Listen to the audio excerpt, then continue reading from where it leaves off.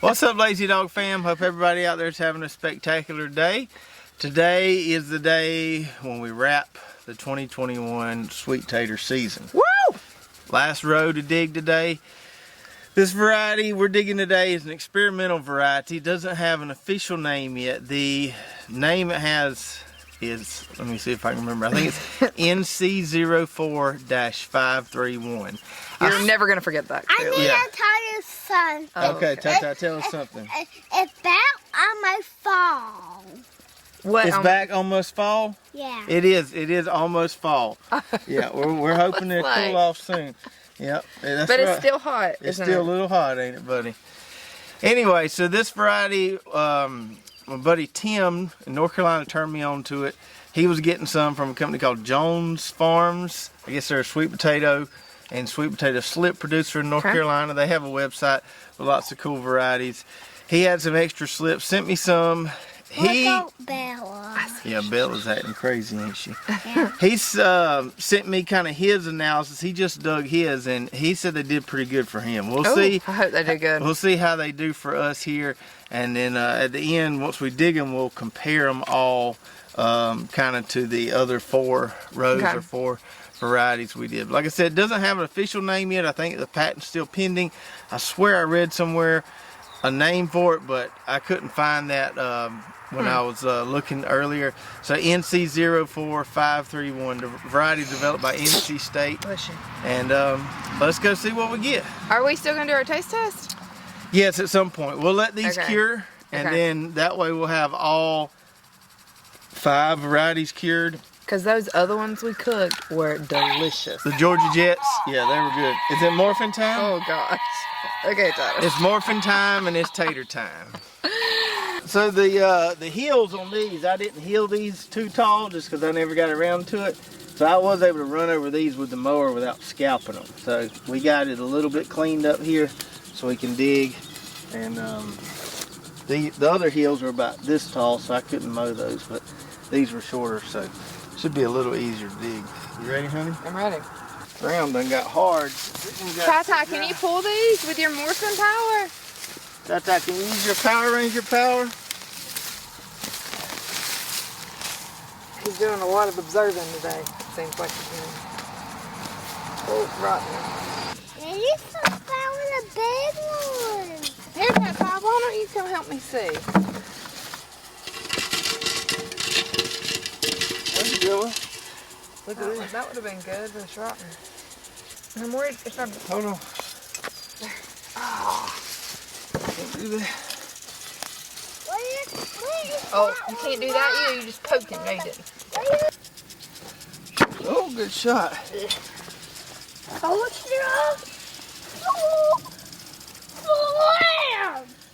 There you go. End it with a bang. There you go. Okay, so we got those dug. The ground was super hard. It's like digging through cement. It's crazy how there can be rotten potatoes in there and the ground be so hard, but it's just crazy. It just went from being really wet to Super no dry. rain for a couple weeks. And I didn't realize the ground was going to be that hard, but I guess I could have watered it, but then we probably would have more of them rotten than did. So not the best weather this year for sweet potatoes. And for this NC04-531 variety, I don't think our harvest is a good indication of how good this variety is, just based on what I heard from Tim that sent them to me. And also the fact that of the potatoes we got, there's some really nice ones. They're pretty. Most of them are not deformed. They're really good size. We had a bunch that were rotten in the ground. But they were big. They were big. That would have been nice. So we might have had a bucket full here had, you know, none of them rotted. Yeah. The other thing to consider is we planted slips for all the other 4 varieties, which slips are plucked off the actual sweet potato. For the NC04, we planted draws. I don't know what that means. Which draws are just little pieces of the plant. Oh, okay. So, and some of those draws didn't take, so we weren't working with a full row there, just like we were some of the others. Huh. So that could be something to come into play here. Okay. So if we go back and think about all the varieties we grew here, this is something I think should definitely be looked at with some relativity. Not say, oh, that's all the sweet potatoes you got off that 30-foot row. That's not a very good variety. I think we should just look at it as, you know, comparing relative one variety to the next. The Georgia Jets gave us the most. They always do. Yep, they always do. And then the Puerto Ricos were really good. Was it the Puerto Ricos? No. No. I was like, those were horrible. The Vardamans were really good. Okay. The last one before this one. Those are good. So the Georgia Jets, the Vardamans, and then this NC State variety here was pretty good. Now I was doing some research online and looking at varieties. I was looking at some university trials. UGA had did one in Tifton, which is not too far from here, in another place. And there's a few other varieties that are available at some of these North Carolina sweet potato farms. One called Bayou Belle. It's supposed to be really, really productive. There's another one called Avere, which seems to have some pretty good productivity. And another one called Orleans. No, there's not a new in front of it, it's just Orleans. So we might try some of those next year and compare them to the Georgia Jet and see how they do. With all these varieties, are they new varieties because some of them are more disease resistant? They taste better? Yeah, so these are supposed to be significantly more disease and pest resistant than some of the others. They are not rot resistant. I don't think anybody has came out with a rot resistant sweet potato yet. You got a water repellent sweet potato. I'd like to try it. Yeah, I understand that. And there was a ton of bugs in that dirt. Yeah. And their plants didn't seem to eat up. No. So, that's what Tim said. He said he could tell in his trials that this experimental variety suffered a lot less bug damage than some of the other and when I say a lot, I mean, grew. every time I was digging the dirt, 10 or 15 little bugs are scurrying out. Yep. Every time. So it was full of bugs. Spiders. I don't know if spiders eat on stuff, but I didn't know spiders like sweet potatoes so much. So we'll leave the Murasaki and the Puerto Rico out, and next year we'll maybe add a few more varieties to the trials, and we keep trying different ones till we get the ones that we find really, really do well for us down here. Right. And I'll put a link below if you're watching this on YouTube to a couple web pages I found that give kind of a good breakdown of some of the more productive varieties. Oh, that's good. And that'll be helpful. And it also, there's a link on each variety that shows the producers. You can contact them and get some of those slips. I want to know people's favorite sweet potato recipes. Yeah? I think sweet potatoes are so versatile. I'd love to see that in the comments. Oh, we put a post on Facebook earlier. It would have been last week by the time this video airs. I don't really like them baked with all the sugar and cinnamon on them. She likes them like that. I like them anyway. I like mine salty. So I like them in the air fryer, made fries out of, or we cut them up in little wedges, put garlic, salt, and olive oil. I like it filled with barbecue. It is so good. Like pulled pork. Pulled pork. You have to mix that in when there? you say barbecue down here. Sorry. People up north, when they say barbecue, they think that's like grilling hamburgers. But down here, when we say barbecue, we mean. Probably don't think that. Yeah. I've seen TV shows where they're like, "Oh, we're gonna have a barbecue," and then I'm like, "Where's the pork shoulder at?" They're just grilling something. Let me read. So down here, when we say barbecue, we mean pulled pork. It is delicious with goat cheese and pulled pork inside of a baked potato. Where'd you have Sweet potato. I had it before. We had nothing else to eat in the fridge, and I said, "Oh, I got this pulled pork and sweet potato." Oh, I thought you had this at like a fancy restaurant. Oh, I'm in that kitchen. That fancy restaurant. Good deal. That was all we had. I was like, "Look," and it was delicious. Good deal. Good idea. Well, some things we learned this year about sweet potatoes, and if you did any sweet potato trials or tried any new varieties, definitely let us hear about them. And looks like we're about to get a little shower, so we're gonna go inside, and later I'm gonna bottle up my last batch of hot sauce. Woo! And I've got some okra I need to do something with. I'm thinking about pickling some or fermenting some. Oh, pickle. I haven't decided yet. We just decided. Stay tuned for that. Alright, so we're inside now later tonight, and it's time to make probably what will be our last batch of hot sauce for the year. We've already made 2 batches, but the pumpkin plants are kind of crawling all over my peppers, smothering them out. I can't really get to them, and they've kind of stopped producing. So this is probably going to be our last batch. The first batch we did just Tabascos.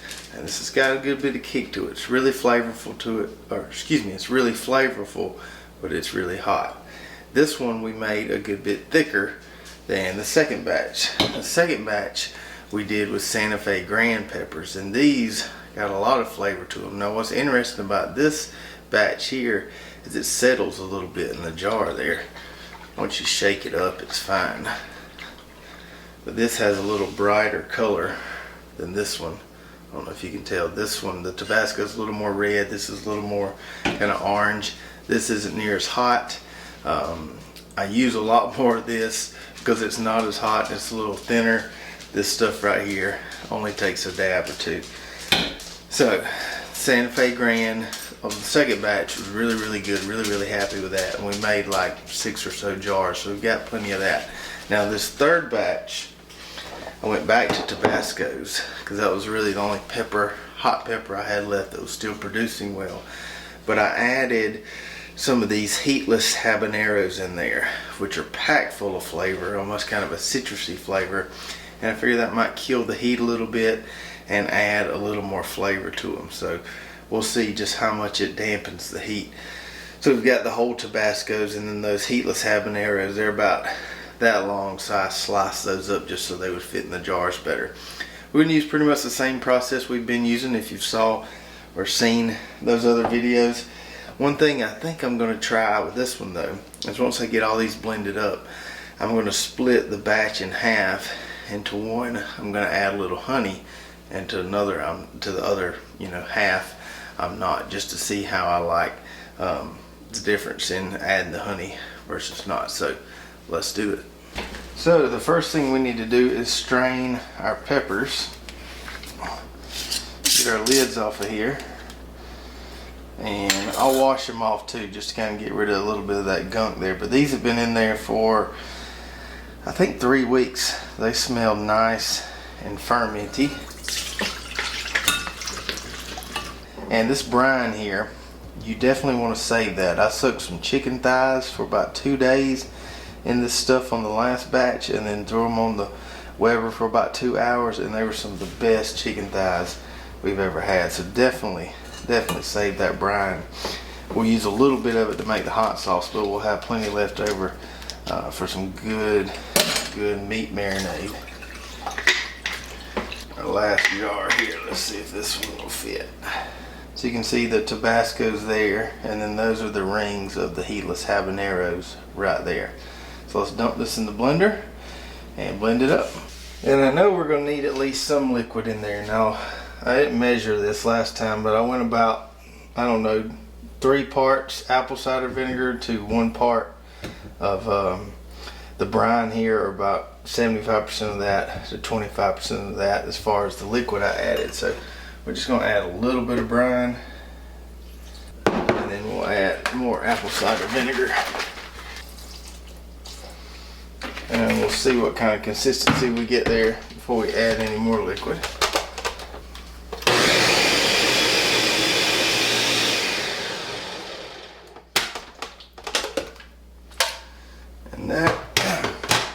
And that is making a really dark red. That's more red than the first batch of Tabasco's was, probably because of all the those heatless habaneros in there are really red. We'll add a little more liquid here. Make sure if you're doing this, use some good apple cider vinegar. This stuff right here is a lot better than some of the stuff you find. Okay, I think our consistency should be pretty good here. So let's strain this off. We can always add more liquid later if we need to.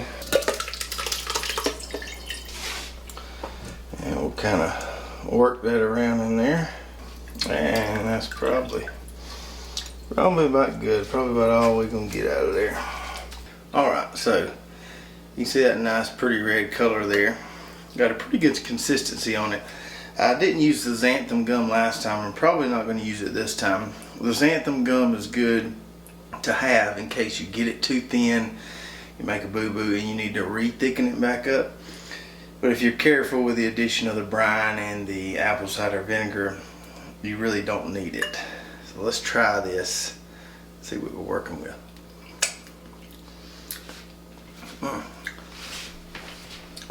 Okay. Ooh. So you can definitely taste more flavor there with adding those heatless habaneros, but I don't think they cut the heat a whole lot. This batch of Tabascos I think is almost hotter than that first batch. That's got some kind of lingering heat to it. It's really, really flavorful, but it's packing a punch. So I think I'm gonna scratch my plan about cutting this in half, and I think we'll just add honey to all this here, this whole batch here. We'll just add some honey, that'll thicken it up a little bit, and then we'll see what it tastes like after that. So I got some wildflower honey here. We're gonna add a healthy amount of this.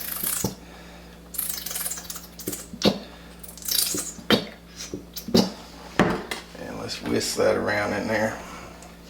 Try that. Oh, that's a lot better there. That's a lot better there. I think I'm good with that right there. That honey has some nice flavor to it, cut that heat pretty well. And now we just need to bottle it up. See how many bottles we get here. That's pretty color on that stuff right there. So we ended up getting 5 bottles of this, what I'm gonna call Honey Roulette Tabasco.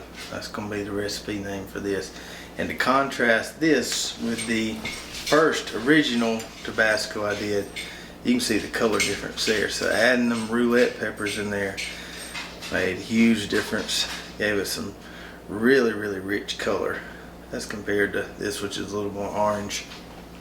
Might have had something to do with the fact that maybe there were more red Tabascos and a few more orange ones in this batch, but I think it was really those roulette peppers that made it more red.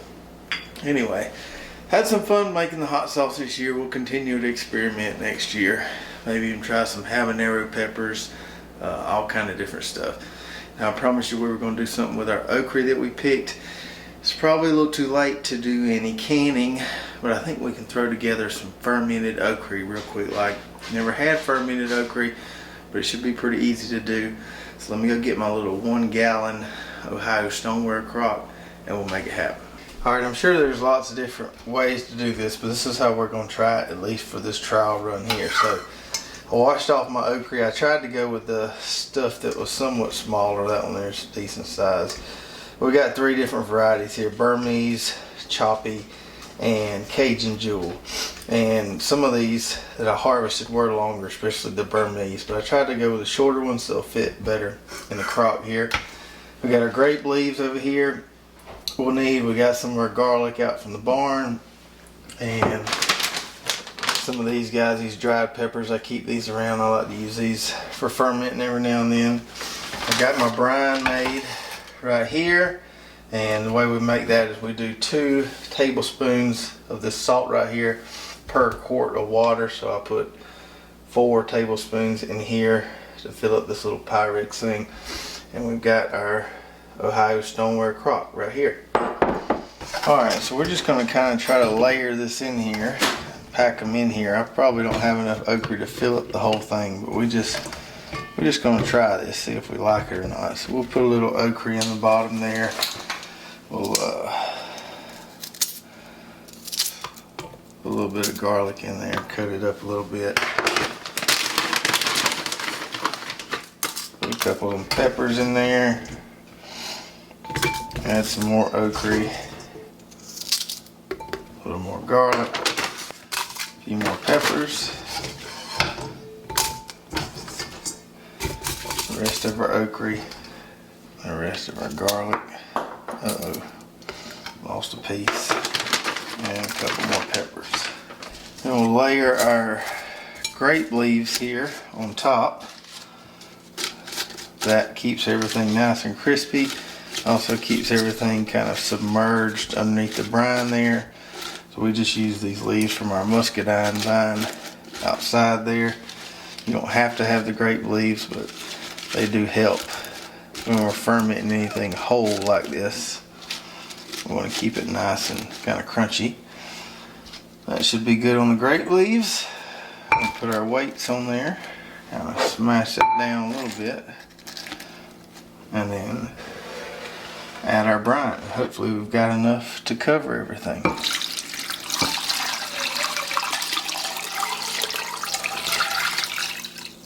And we do just right. Everything's submerged into the brine. We just put our top on it, set it and forget it. So from what I've read online, fermented okra, you're looking at about 10 days or so. So we'll check it in 10 days, see how it tastes. We'll see if we like it better than pickled okra. Maybe we do, maybe we don't. We'll definitely be showing you guys how we make our pickled okra as well in an upcoming video. Just didn't have time for that tonight.